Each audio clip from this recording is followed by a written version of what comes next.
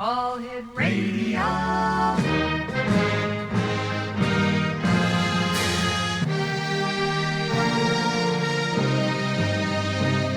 Welcome to the X Zone, a place where fact is fiction and fiction is reality. Now, here's your host, Rob McConnell.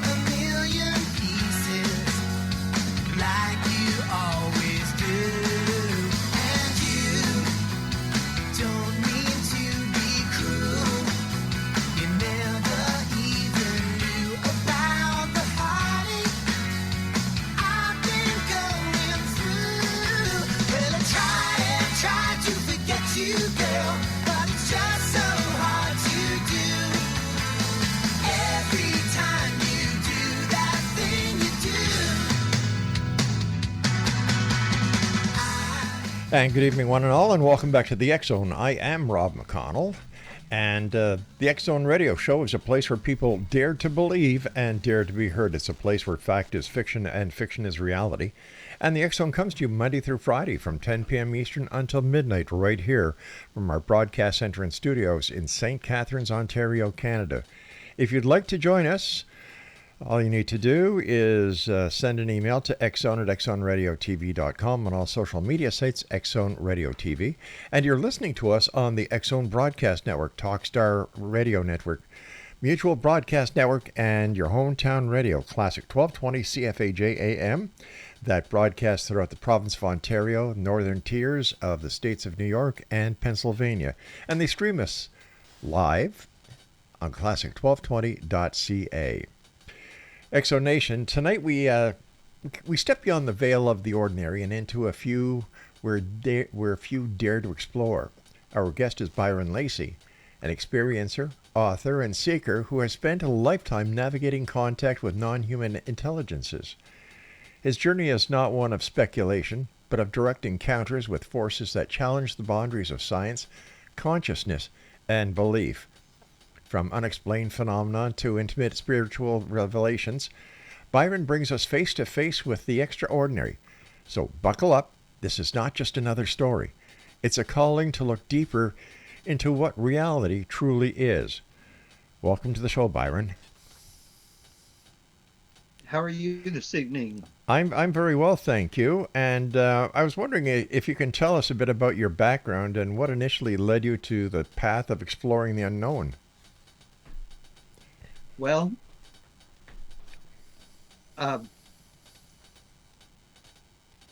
first off, I met the aliens in 1956, but that's a different story, and I didn't know what they were. Mm-hmm. So I just sort of tried to forget about them. And in 1972, I had gotten married, and well, first off, let me say, all my life, weird things have happened to me. Like, my life was saved from an automobile accident, and everybody said, God saved me, or angels saved me, that God must have something important for me to do. I've been saved from several other automobile accidents at that time, just by a slight a van tried to cross to pass me on the left side of a Volkswagen Beetle. I didn't know it was there. It was on the other side of me before, and I was in the center of the highway. It was hot. I took my arm in and looked in the mirror, and suddenly everything was just white. And then the van scraped by the side of my truck. So what I saw was the van hitting my mirror, and if I hadn't pulled my arm in, I would have lost it, and I probably would have bled to death because we were 15 or 20 minutes away from any place. So different things like that had happened to me, and in 1971, I got married. And in 1972, we had moved to a home out in the country here in Nacogdoches. And I was having problems in college with my nerves. And I had met this guy who was teaching transcendental meditation. And you paid $25, which in 1972, $25 was a lot of money. Sure It was. was more like 100. Mm-hmm. It was more like 100. And so we thought this would help my nerves. And I was going to take a class from him. Well, the night before, I was sitting in my grandmother's rocking chair, which we had at our house, and she died in '69 and she was in her 90s in 1969. Um, I was sitting in the rocking chair, and just the thought came into my head, almost as if it were from somewhere else, that I knew how to meditate. And there was an album playing by George Harrison, and one of his spiritual songs, either that or the Moody Blues. I don't remember completely. Anyway, I just started focusing on that, and I quit thinking. And then suddenly I just dropped through the chair, through the floor, through the earth into complete blackness with nothing, no sense of my body at all. And I wasn't passed out. I was still conscious, but I was in this blackness. And then a little figure about 4 inches appeared floating in this void, and it looked exactly like me. Only it was like as if you had made a sculpture out of flesh. And then it disappeared. It was gone, and I was sitting there in the rocking chair. Mm-hmm. And I told my wife what had just happened, and I said, "Well, I don't think we need to go spend the money to do the stuff because apparently I know how to meditate." And she insisted that we go anyway. So the next day I went to that, and she went to the library, and she came back, and she had found a few books on mysticism in the library. There weren't very many. There was a small section, about 12 books, and she had looked through them. In fact, she brought one home, and it had a description of the Atman, which is sort of a blueprint in 3D of what you will look like when you were born or when you're alive. And this was me in my 20s that I saw. So that got me into reading some about mysticism, but mostly I really started meditating a lot. And it's funny, one of the books said, "You're getting ready to start on the path, and you better think about this because you're when you get on the path, it's probably not going to be what you expect." And sure enough, it wasn't. How did your early life shape your perception of the paranormal and extraterrestrial phenomena? Well, as I got into 12 and 13 years old, Mm-hmm. my father would start talking to me about his trips to India. In World War II, he was a merchant seaman, and he hauled supplies for the army. That's what the merchant seamen did. In fact, they've finally been made officially a part of the army, as are the ones that fought in World War II. For a long time, they weren't. But he would go to India, and one thing that he saw was this elderly Hindu man wearing a turban and a loincloth or whatever on the beach. And it was at sunrise, and somebody had told my dad about it, and so he went there to watch it. And the man would play whatever they call their little flute horn thing, and he had a box, and he was in the middle of a beach with no trees, no buildings, nothing near him. And this rope would come out of the basket, and it would go about 12 feet, and it would be like a stick 12 feet long, but it was a rope. In fact, later my dad felt of it. And then the man would stop playing, and he would crawl up the rope to the very top and then crawl back down. And then that was his show, and people would throw money into his basket. Now, my father didn't believe very many things, but he saw that and he couldn't deny it. So he would tell me about that and other experiences he had in the war. And that sort of made me want to have a different kind of life. Even before then, I wanted a different life then. I didn't want kids. I didn't want to work 9 to 5, although I have had to from time to time. And I wanted something exciting in my life. And I felt that I was going to do something that involved my life story.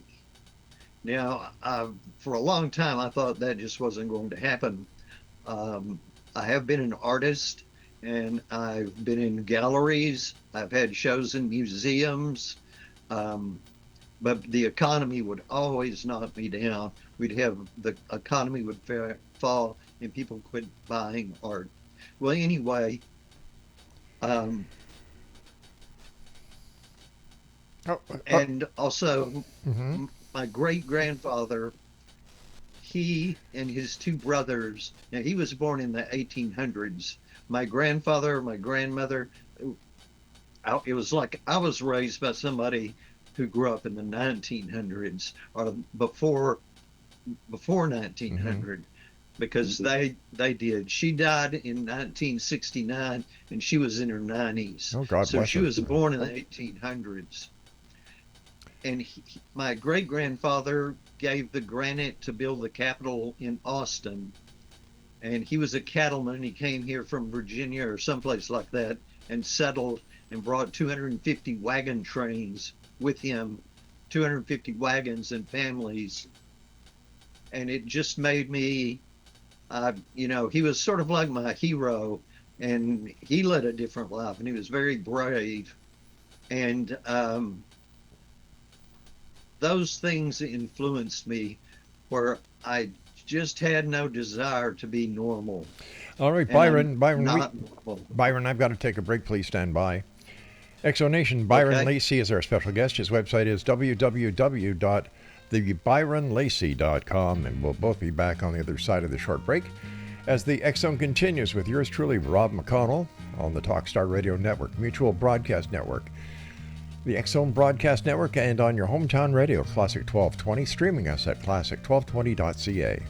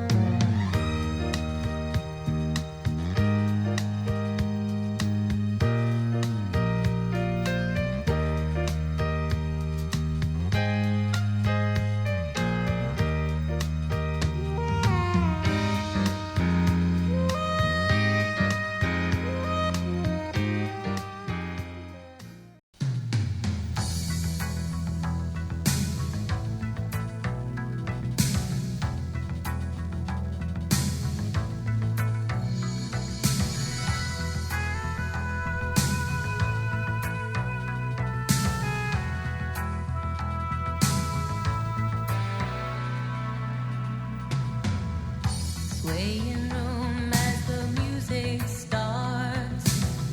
Strangers making the most of the dark.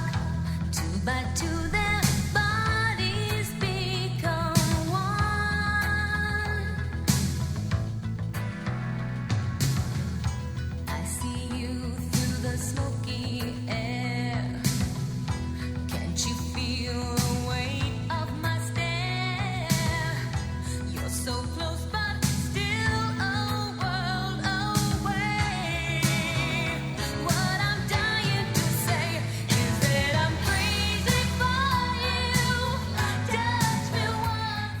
Byron Lacy is my special guest, Exo Nation, www.thebyronlacy.com. Byron, can you describe your very first conscious encounter with what you believe to be extraterrestrials or interdimensional beings? Yes, that was in 1956, and my mom, we had just moved to Seagoville from El Paso, and my mom would put me in bed every night, and then she would ask me if I wanted the light on the hall left on or off, and I'd tell her to leave it on, and she would. So she put me in bed one night, and she left the room, and I watched her leave, which had me moving my head to the right and looking around.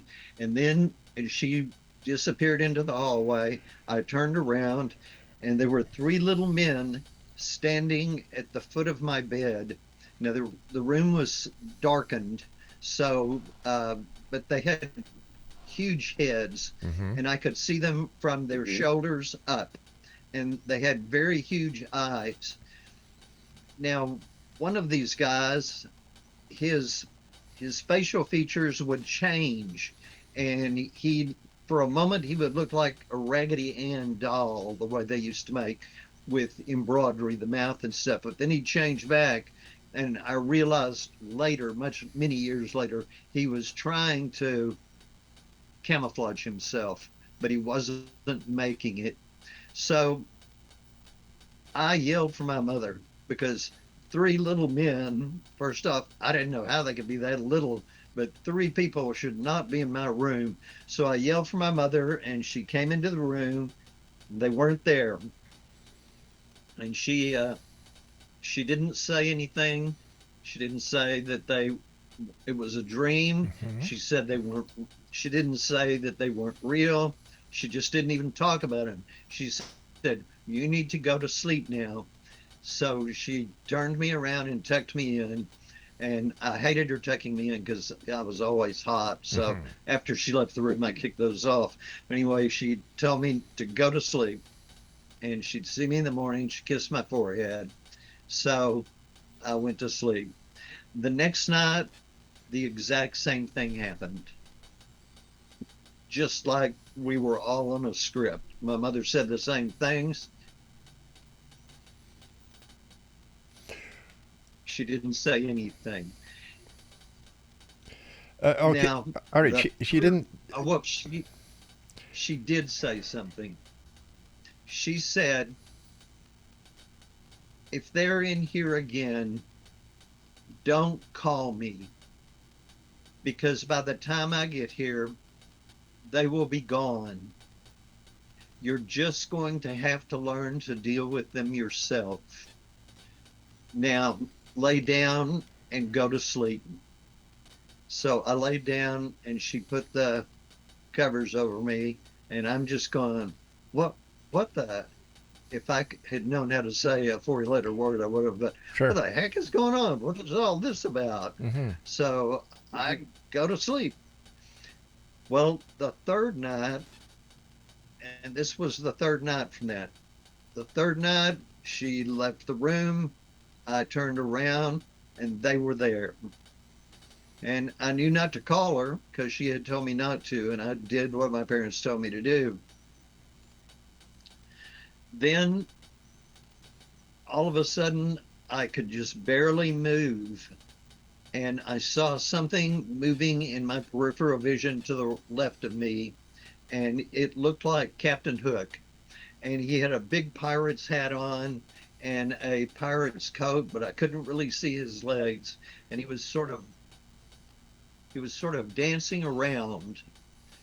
And then it was like I was paralyzed, or I was tied to the bed, but there were nothing tying me down. I couldn't move, and the bed started to rotate, and the room became bigger and bigger, and the little guys seemed to be stuck on the side of the bed. And I was about to panic, and the pirate was sort of dancing around. Now, Captain Hook was my favorite cartoon character in a book I had about Peter Pan. Sure. Okay. So anyway, He suddenly he disappeared. The bed stopped moving. I was in the room was back to the right size, and they were gone. Well, I put my blanket up over my head and went to sleep. And from then on, I put my blanket over my head because I figured if they came back, I just didn't want to see them. All right. Now, who do you think these were, and why did they target you? They were three grays, and um, the tall one was a mantis creature. I am pretty sure. I figured that out later on when I saw them without disguise. Hmm. His big head that looked like a pirate's hat was the mantis head, which is large. And the mantis that I saw in 2009 wore a robe. So his coat was probably his robe. So you've been having these encounters for a long time. Well, now that was it.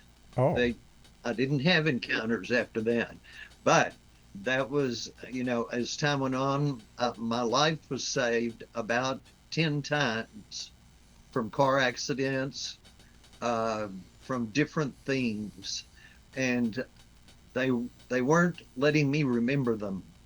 But like when I was first married, I got up out of bed. My wife goes, "My God, what did you do to your leg?" And I looked down, and there was a huge bruise on my leg.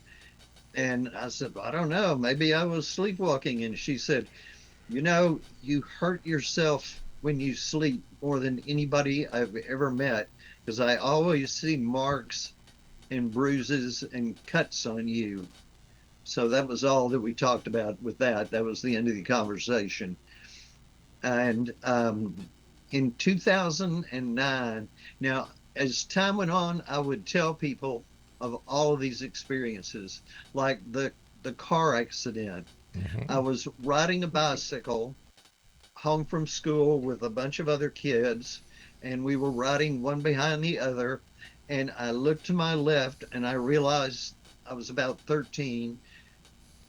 This big vehicle, a car, was coming straight for me. It had crossed the center line. I didn't know what to do. And then I was on the ground and I was rolling head over heels.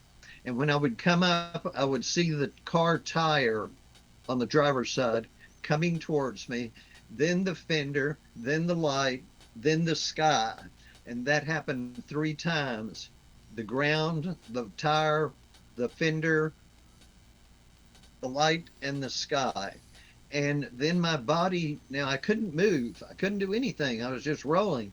And my body straightened out, and I flew between the top and the second row of a barbed wire fence. And those strands of wire are about a foot apart. In fact, I have a friend who's was knocked out of a car and went through a barbed wire fence, and he said it killed him. He looked like he'd been through a cheese grater. I got one little dip in my left arm, and I still have a slight scar there about an inch long. That was the only thing that happened to me. And it was my teacher's husband that hit me. So why do you think They took why do you think that you've been chosen to have this extra protective shield around you, or being guarded and kept safe by someone or something? um, I started doing these card readings by a woman that lives in London, and she would send me an MP3. Right. And now I already knew about the aliens by then. I had seen them in my room. I knew about them and everything, which is a different story. But she said on that she did a reading. Everything she said on that tape over a year came true. So I did another one, and everything she said came true. Okay. So I did another one the next year. That was my Christmas present to myself. And during that reading, she said, "Now you're going to think this is quite funny, but you're one of them." You're one of what? And the aliens. Oh, okay. You're an alien. Yes. And I was born here as a human, but Hmm. my soul is an alien soul. So everything she had told me had come true, but of course that hadn't come true. But I decided to meditate about it and see what I thought. And I laid down and got into a deep trance. And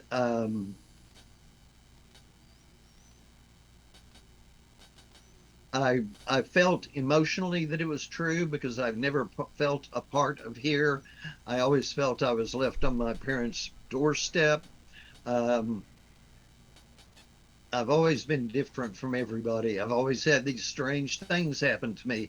I felt emotionally, intellectually, and physically like I was an alien.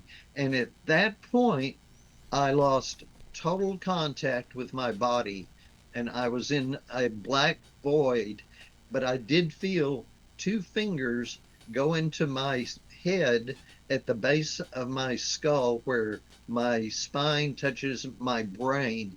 And I was pulled out of my head. And at that point, I was a glowing orb in this vast infinity of nothingness. And then a grid of light appeared in front of me, All right, which hold I on think here. was for reference. Okay, hold on. We've got to take another break here. Please stand by. Byron Lacy is our guest, Okay. X Zone Nation, www.thebyronlacy.com. And when we come back, we'll talk to Byron more about becoming an orb. Our guest says that he is an alien. And we'll find out more about this on the other side as the X Zone continues with yours truly, Rob McConnell, from our broadcast center and studios in St. Catharines, Ontario, Canada. Don't go away. Dark, two by two, their bodies become one. I see you through the smoky air. Can't you feel the weight of my stare? You're so close, but still over.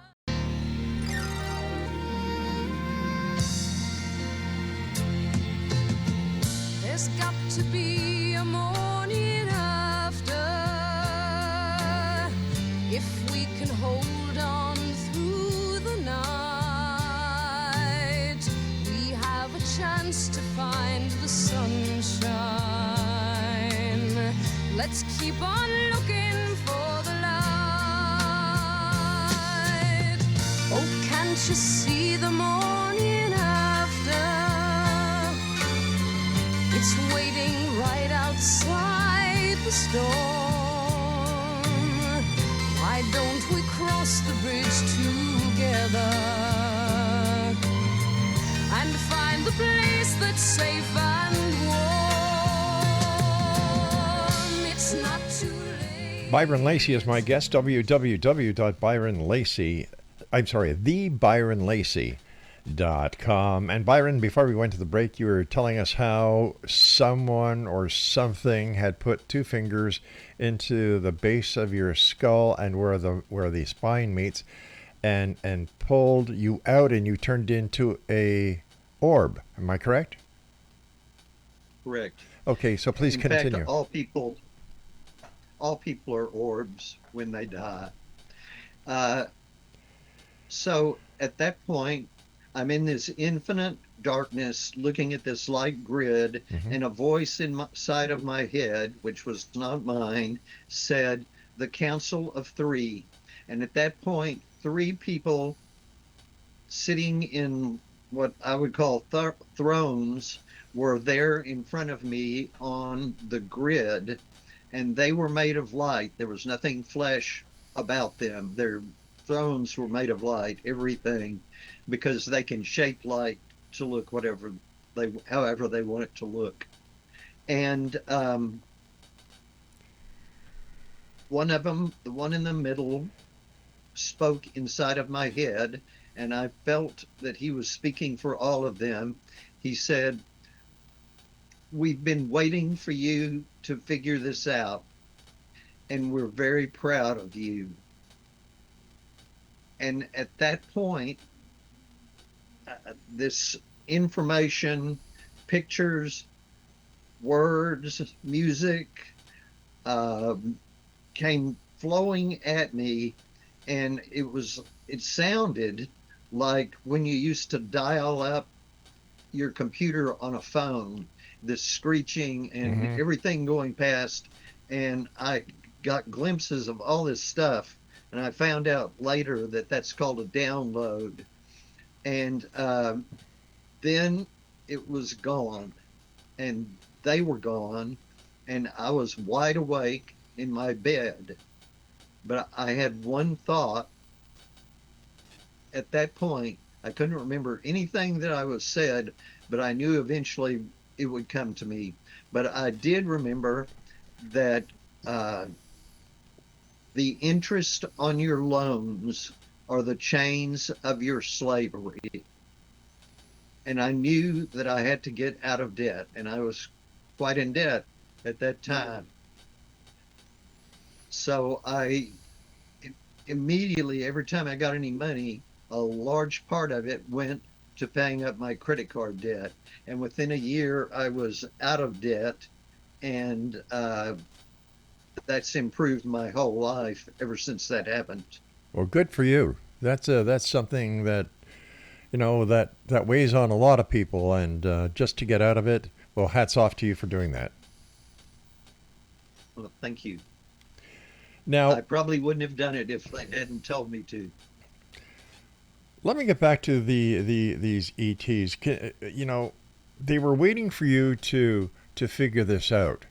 That you were an ET, and that there was more to this existence than we knew. That we're all our souls are orbs. Why did they select you? Why were they visiting you when you were a youth and scaring you in your bedroom? Why did it Well, start that way? they selected me before I came here. In fact, apparently I volunteered, and I was actually supposed to be a walk-in.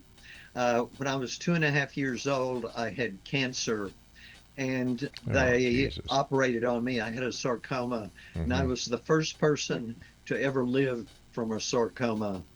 And a lot of doctors don't believe me, but one read about me in a medical journal from 1956, and she said, "Yeah, it was you." And it happened in Austin. Well, another soul Hmm. was wanting to come here, but not be here for very long. And it knew that after 1952, when it was two and a half, that life would get much more difficult, that my father would change. And so I was supposed to walk in to that body when they took that other soul out. But along the way, Hmm. it chickened out and decided it not did not want to come. So they convinced me to go ahead and be born here because they had this body and everything all lined up. And it was the best part of my life while I was at home the first 2.5 years. So anyway, if I had walked in, I would have been psychic all along. I would have known things. Life would have been easier. Now, who told you this? Was this something that the ETs told you, or was this something that you learned from this lady who was doing psychic readings for you, or who told you all this? It was part of the download, Okay, that and that it came to me when I was meditating one evening. what else did you learn about in your download? Well, for one thing, I had been here No, the psychic told me that. She told me I've only been here two different times, and one was during Atlantis, and one was during Lemuria, and the world was much better. Even the animals lived together in peace, basically, and there wasn't any of the stuff that's going on now for sure. And we were quite advanced at that point in time. Now, I don't remember any of that, except I do remember that in Atlantis, there were big walkways made out of brick or um, pottery or whatever, and there were a lot of plants and water that were all a part of the landscape, which, of course, that would make sense if Atlantis was partially an island. How do you deal with skepticism when you talk to people and you tell them your story and you say that you're an alien? What's the usual reaction? Well, most of the time, most of the time I was telling these stories and I didn't know about the aliens. That was until I was around until 2009. And people would just be mystified by the stories, but they'd always say they believed me because of the way I talked and the way I acted. Hmm. And like I said, of course, they thought it was God that was saving me. So in 2009, when I knew I was an abductee, I didn't know I was an alien at that point. I started telling strangers in checkout lines in Walmart and in Brookshire Brothers, the grocery store, because well, not Walmart, it wasn't here, it was Brookshire Brothers. I I couldn't keep my mouth shut, but I didn't want to tell my friends because I didn't want to put up with them telling me that it wasn't true. So, but every once in a while it would leak out with somebody Hmm. and they would believe me. In fact, they would go, "Oh, that explains a lot." So, I had this friend in about 2009 and I told him about it. Now, he had a degree in chemistry, a degree in physics, and one other degree. I don't remember what it was, biology. So I told him, and he said, he listened to my stories, and he said, "Now, I don't think you're lying, but I don't think you know what's going on." Well, for a year, unbeknownst to me, he started studying UFOs on the internet and in books because he liked to study. But he was a guitar player and he taught me how to play bass guitar and let me sing with a couple of bands. So, in fact, an interesting thing happened when I was with a band. But anyway, at one point he said, and just out of the blue, he said, "Well, let me tell you, I believe you. I know that you're being abducted by aliens." He said, "I've been studying it for a year and everything pans out." And he said, "And everything I've seen from NASA and everywhere else, it makes me think there are really aliens." When was the last time you had any contact with aliens? That was, oh, now I have found some marks a couple of different times Hmm. this year, but I haven't really talked to them that I know of. They might tell me things and I don't realize it. But the last experience was about 2 years ago, I believe. And I was driving home from town and I came upon this road that I can take to go to my house, but it's much slower. I live 14 miles out of town. Oh, okay. And so the voice told me, "Why don't you take this road?" And I said, I don't want to take this road. I want to go home and I want to get home fast so I can relax and watch TV. And it didn't argue with me. That was all it said. So then I went past it and I came to the exit and I turned off onto the highway. and the speed limit there is 75 miles an hour. And I was going to pass this truck that was going slower than 75, and all of a sudden it just changed lanes right in front of me, and we're sort of going up a hill, and I go, what? I Sure. thought he was rude.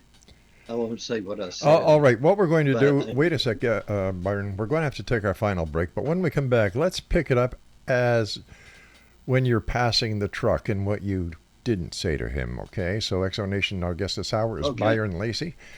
He is an extraterrestrial who has led a life of mystery and phenomena, to say the very least. And if you'd like to find out more about Byron, visit his website, thebyronlacy.com. And we'll both be back as we wrap up this hour of the X Zone with yours truly, Rob McConnell, from our broadcast center and studios in St. Catharines, Ontario, Canada, on the Talkstar Radio Network, Mutual Broadcast Network, the X Zone Broadcast Network, and of course, your hometown radio, Classic 1220 CFAJ AM in St. Catharines, streaming at classic1220.ca. Through the night, we have a chance to find the sunshine. Let's keep on looking for the light. Oh, can't you see the morning after? It's waiting right outside the storm. Why don't we cross the bridge together and find the place that's safer?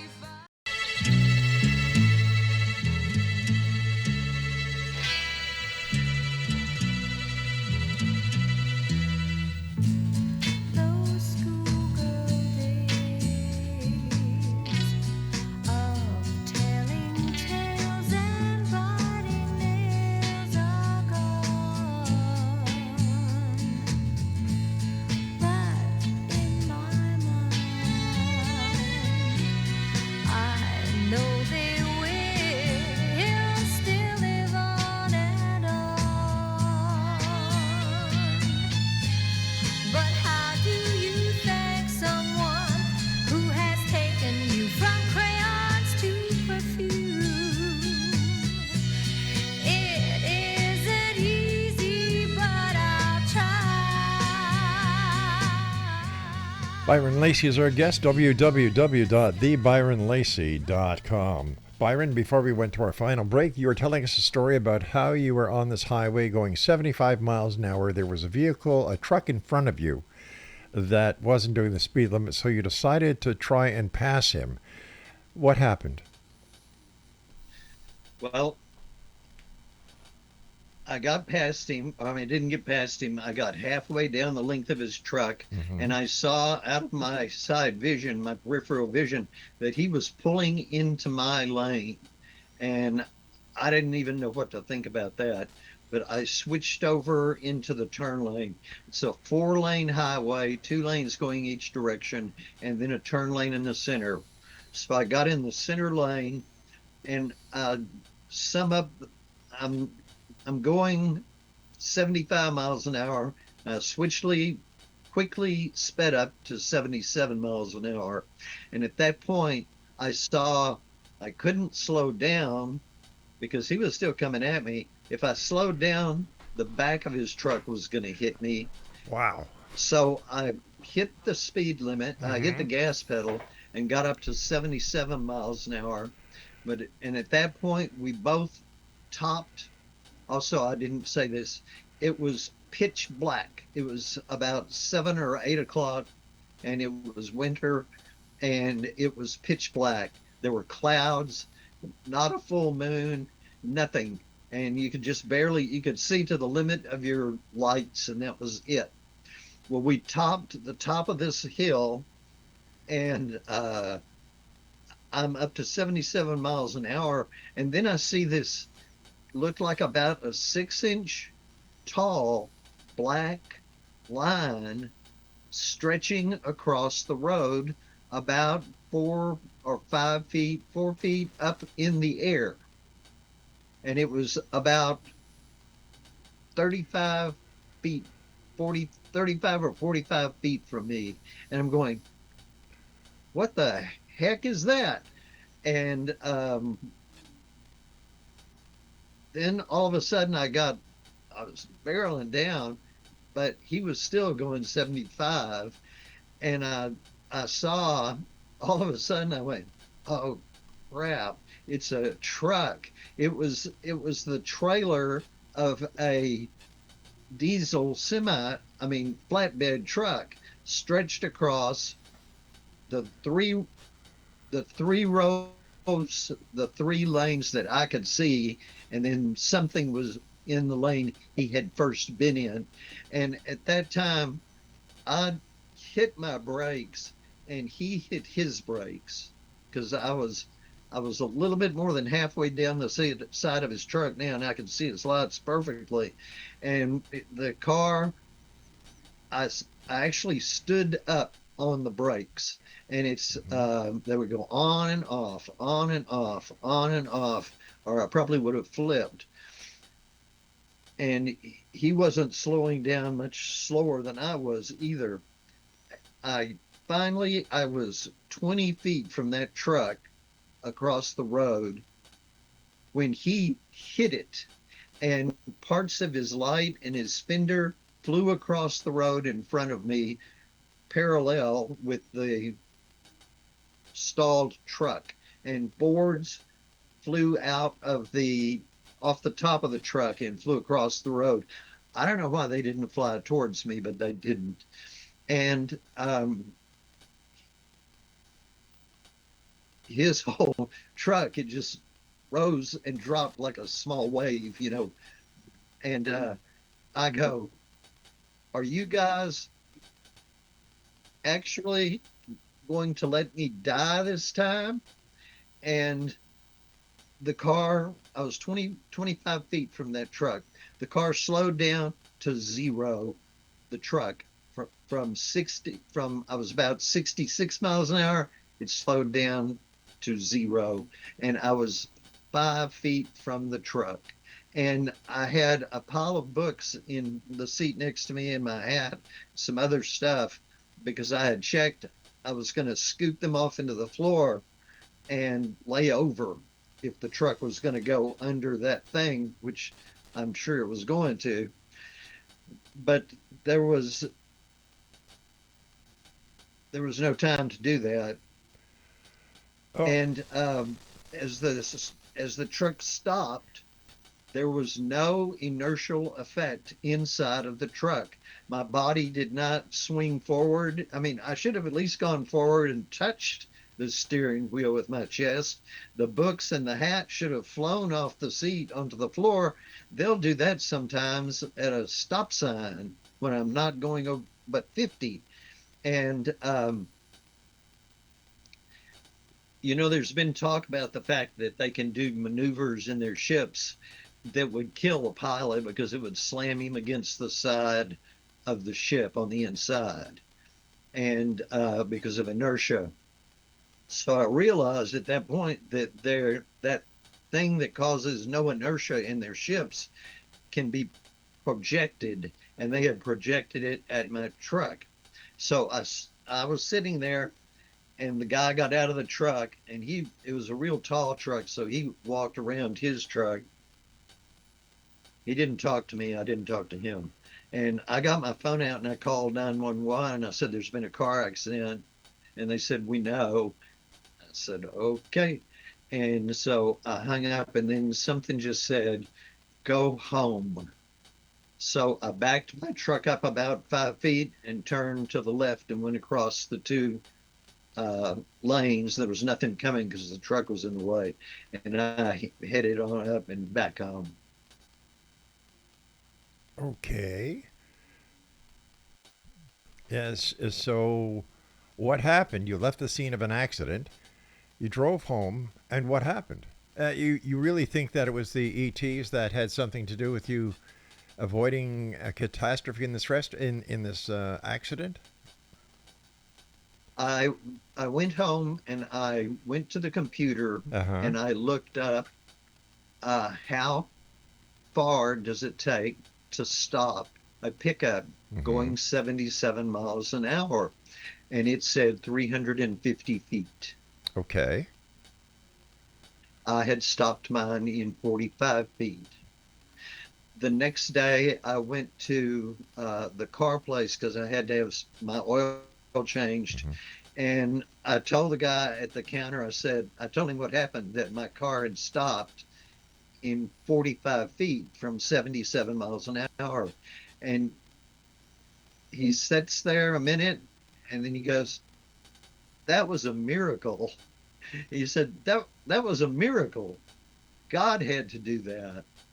And so I said, "Yep, I think so." So I went and sat down and waited to get my car fixed. Is it possible that you were mistaken about the speed you were going, the length of time it took you to stop? That I sat aliens there and watched. watched what? I sat there and watched the speedometer. And the next day I went and measured the distance on the side of the road I drove real slow with my car and I measured it and it came out to about 45 feet. Why didn't you wait for the police? Why did you leave the scene? Because I was told to leave. Who told you to leave? I don't know, the voice in my head. I see. Had you been drinking that night? Nope, I don't drink. Okay. So I don't drink and I don't do drugs. So my question is, as a former police officer myself, why would you leave the scene of an accident? Well, the guy that was in the truck next to me, he was fine. I saw him walking around. And like I said, the next day I also went by the Department of Motor Vehicles and I mentioned all that to the woman who was taking my report or whatever it was. And I asked her if I needed to talk to the police. And she said, no, everybody was fine. Okay, so the lady at the desk at the Department of Motor Vehicles said that you didn't have to go to the police, so you didn't go to the police. Listen, we're running very short on time here. How can you prove your story to be legitimate and not something that was just made up?